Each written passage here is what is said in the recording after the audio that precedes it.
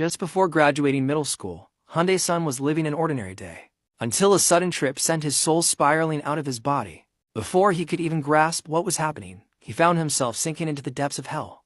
There, chaos reigned. Ferocious monsters clashed in savage battles, and the defeated were mercilessly devoured. But amid all the horrors, what truly unsettled him was the demon lord, who had dragged him into this nightmare.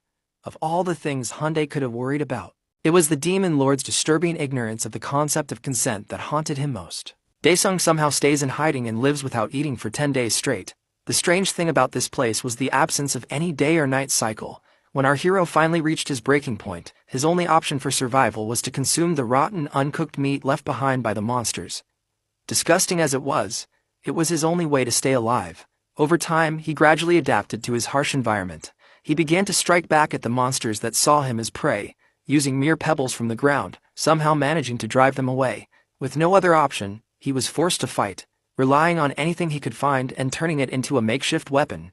Tears fell from his eyes as he missed his mother, and in that moment of grief, he vowed not to succumb to despair. As the days blurred together, a moment came when he decided to bid farewell to his humanity. He started from the bottom, clawing his way up. The meat that once disgusted him now became a rare luxury, something he learned to appreciate for survival. One day, as he was eating, a panel unexpectedly appeared before him. It revealed that he had risen to level 3. At that moment, it all felt like a game. As 7 years flew by, he reached level 24. With this level of strength, he could easily one-shot the creatures that had once seemed like ferocious monsters. After enduring 24 years, he successfully crafted a sword from a stone collected from a dragon knight. However, time did not stand still.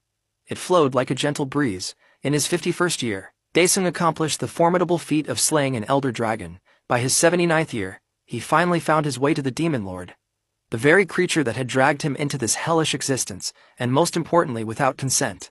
He effortlessly slashes through the bugs guarding the demon lord's lair, and even the gatekeeper stands no chance against the aged yet surprisingly youthful protagonist. He threatens the guard, demanding that he politely open the gate, or else his remains will be fed to the monsters of this so-called hell.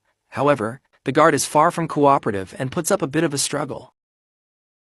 Don't forget to subscribe so as to get notified when we drop part 2.